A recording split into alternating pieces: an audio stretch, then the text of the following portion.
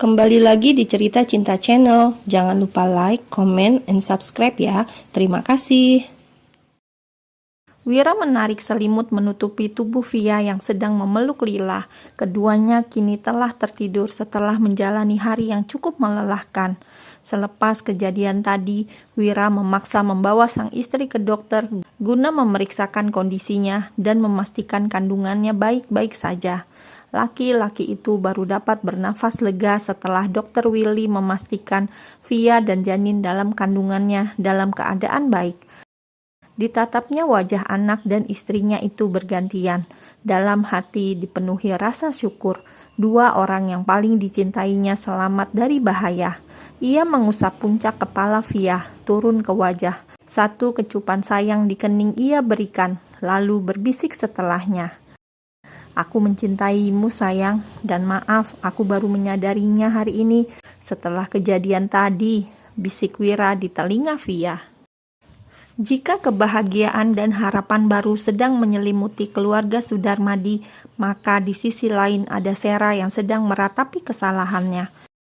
Dengan berderai air mata, wanita itu sedang mengemasi barang-barangnya. Setelah kejadian tadi sore, ia memutuskan untuk tidak lagi ada di kehidupan Wira.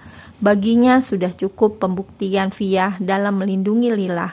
Ia tak ingin menjadi penghalang kebahagiaan orang lain, terutama Lila yang belum mampu menerima dirinya sebagai seorang ibu. Lila sudah mendapatkan kasih sayang seorang ibu yang sempurna dari Via. Dia sama sekali tidak membutuhkan seorang ibu yang jahat sepertiku, gumam Sera dalam batin. Ia meraih sebuah foto yang berada di atas meja nakas. Senyum cerah seorang gadis kecil begitu memukau dengan semangatnya yang menyala-nyala. Ya, benar, aku tidak perlu meragukan Via lagi. Dia seorang ibu yang sempurna. Tanpa memikirkan anak yang ada di dalam kandungannya, dia menyelamatkan Lila. Memasukkan foto berbingkai itu ke dalam koper, Sera mengusap air mata setelahnya dengan seulas senyum yang hadir di sana. Ya, aku akan memulai hidupku yang baru di tempat yang baru. Di sini hanya ada luka dan aku sudah lelah dengan semua ini, ucap Sera dalam batin. Di kamar temaram itu, Sera merenungi segala kesalahannya tentang dendamnya pada Wira yang pada akhirnya menghancurkannya. Pagi yang cerah, di mana kehidupan dimulai kembali. Ada jutaan harapan bahwa semoga hari ini lebih baik dari hari kemarin. Dengan menyeret sebuah koper, Sera keluar dari apartemen. Pagi itu ia akan bertolak ke kota asalnya yang cukup jauh dari ibu kota untuk memulai hidup baru dan melepaskan segala kenangan lama. Berikan kunci apartemen dan juga kartu ini pada Tuan Gunawan atau pada asistennya jika kemari, ucap Sera pada seorang wanita seraya menyodorkan sebuah kunci dan juga kartu yang pernah diberikan untuknya. Baik, jawab wanita berusia 40 tahunan itu. Terima kasih sudah melayaniku dengan baik selama aku di sini. Kau boleh kembali bekerja di rumah Tuan Gunawan setelah ini. Setelah berpamitan pada wanita itu, Sera kembali menyeret kopernya menuju lift yang akan membawanya ke lobi. Walaupun berat harus meninggalkan segalanya, namun ia telah mengambil keputusan untuk menjalani hidup lebih baik setelah semua hal buruk yang terjadi. Setibanya di lantai bawah, ia memilih duduk sebentar di sebuah sofa sambil memainkan ponselnya. Diliriknya arah jarum jam di pergelangan tangannya. Waktu telah menunjukkan pukul 10 pagi. Terdiam beberapa saat, Sera teringat pembicaraannya dengan Via melalui telepon. Semalam ia sempat berpamitan pada wanita itu dan menitipkan Lila. Diusapnya setetes air mata yang jatuh membasahi wajahnya. Setelah memastikan tak ada lagi sesuatu yang tertinggal, ia berdiri dari duduknya dan melangkah menuju lobi untuk menunggu taksi online yang baru saja dipesannya. Bunda, terdengar suara anak kecil memanggil, membuat Sera terpaku. Dalam hitungan detik, kedua bola matanya telah dipenuhi cairan bening. Ia menoleh pada sumber suara.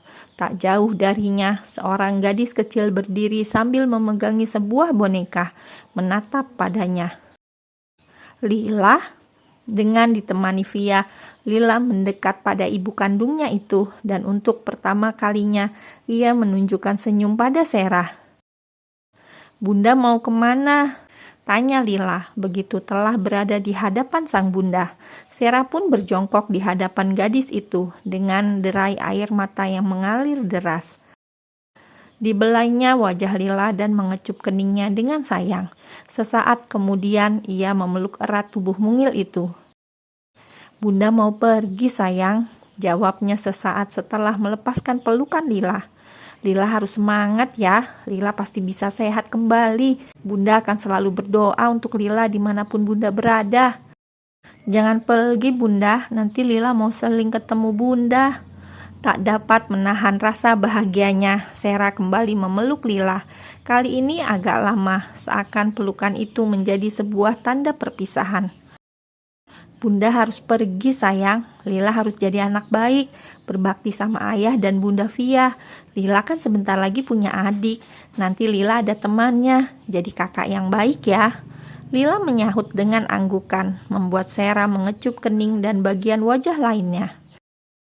Sebisa mungkin Sarah memaksakan diri tersenyum, walau hatinya sangat terluka. Pun dengan perasaannya yang berat meninggalkan sang buah hati yang kini sedang berjuang melawan sakitnya. Namun tak ingin kehadirannya menjadi pengganggu, ia memilih pergi. "Bunda sayang Lila," ucapnya. "Lila juga sayang Bunda, perginya jangan lama-lama ya Bunda. Nanti kalau Lila sembuh, Lila mau ajak Bunda ke kebun binatang sama ayah dan Bunda Via. Bunda bilang kalau Lila terus berdoa, nanti Allah kabulin doa Lila." "Iya sayang." Sarah menyeka air mata yang sejak tadi berusaha ditahannya, lalu bangkit dari posisi berjongkoknya. "Via, terima kasih untuk semua cinta yang kau beri untuk Lila. Walaupun aku adalah ibu kandungnya, tapi aku tidak akan bisa memberinya cinta seperti yang kau beri untuknya. Sekarang aku harus pergi. Semoga kalian selalu bahagia."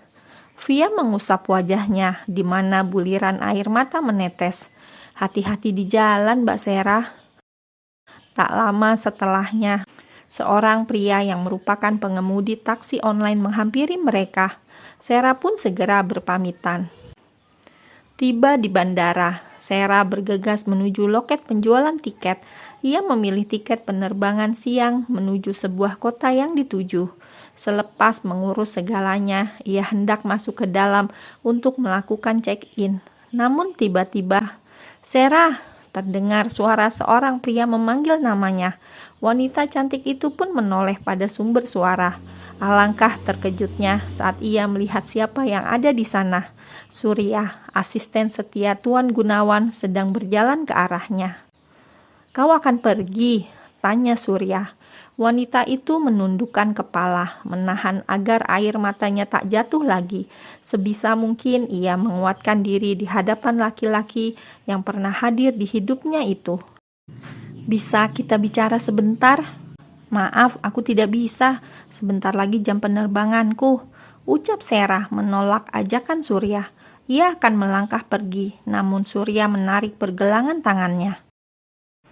"Tolong sebentar saja," pinta Surya melembutkan suaranya dengan raut wajah penuh permohonan. Sarah berusaha melepaskan genggaman tangan Surya dengan kedua bola matanya yang telah dipenuhi cairan bening. Tak ingin Surya mendapatinya dalam keadaan sangat menyedihkan. "Aku mohon, lepaskan aku." Ia berusaha menarik tangannya, akan tetapi gagal. Surya terlalu kuat mencengkramnya. "Tidak, sebelum kita bicara." Keheningan terjadi selama beberapa saat ketika tatapan mereka saling bertemu. Sarah dapat melihat cara Surya memandangnya tak lagi sinis dan penuh kebencian seperti yang selama ini laki-laki itu tunjukkan. Tatapan yang sama saat dulu mereka masih menjalin kasih, dan hal itu saja telah berhasil melemahkan hati Sarah yang keras, hingga akhirnya ia menyerah dan memenuhi keinginan Surya untuk bicara berdua di sebuah kafe yang berada di sekitar bandara. Aku sudah banyak melakukan kesalahan di masa lalu. Aku membuat banyak orang terluka, terutama kau. Jadi sekarang aku ingin melupakan semuanya dan memulai hidupku yang baru, ucap Sarah. Pandangannya lurus ke depan, namun dengan tatapan kosong penuh kesedihan. Memulai hidup baru? Tanya Surya diiringi anggukan kepala oleh Sarah. Hidup yang seperti apa? Minum-minum lagi? Atau bepergian kemana-mana sesukamu? Ucap Surya seolah menyindir. Kau tenang saja, aku tidak akan mengulangi kesalahanku di masa lalu. Bagaimana caranya? Pertanyaan yang diajukan oleh Surya seakan menantang Sarah. Menyadari semua, wanita itu pun menarik nafas dalam. Ia memberanikan diri menatap lelaki yang kini duduk di hadapannya. Aku minta maaf karena aku pernah meninggalkanmu dan memilih menikah dengan Wira. Aku tahu kau sangat marah saat itu, tapi aku sudah dibutakan oleh dendamku untuk membalas Wira. Kematian orang tuaku membuatku hancur. Mendengar ucapan Sarah membuat Surya menatapnya iba. Dirinya pun hingga saat ini belum sanggup melupakan Sarah yang merupakan wanita satu-satunya yang pernah mengisi hatinya.